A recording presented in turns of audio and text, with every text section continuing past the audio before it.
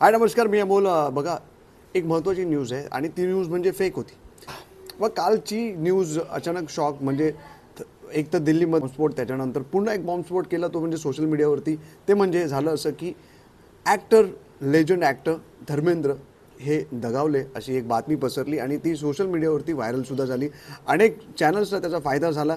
त्यांचा TRP वाढत असेल किंवा त्यांचे फॉलोअर्स, व्ह्यूज हे सगळं वाढत असेल. पण कमेंट सेक्शनमध्ये गेलात तर तुम्हाला कळेल की तीच लोकं त्या ज्यांनी कोणी व्हिडिओ अपलोड केलेत त्यांना शिव्या देखील घालतात. ह्याचं कारण हे की धर्मेंद्र जे आहेत ते अजून जिवंत आहेत आणि ज्या फेक न्यूज पसरवल्या गेल्या त्यासाठी त्यांच्या घरातल्यांनी येऊन लोकांना स्पष्टीकरण दिलं. ईशा देओल असेल, सनी देओल असेल, हेमा मालिनी यांनी देखील सोशल मीडियावरती लोकांना सांगितलं की प्लीज आमच्या खाजगी जीवनामध्ये जास्त झाकून बघू नका आणि वाटेल त्या न्यूज पसरू नका. ह्यात एका जो व्यक्ती गेल्या अनेक वर्षांपासून संघर्ष करतो आहे त्या व्यक्तीला रिकवर होण्यासाठी त्यांचे फॅन्स आणि घरातले प्रार्थना करतात, त्या व्यक्तीबद्दल असं लिहिणं हे खूप चुकीचं आहे.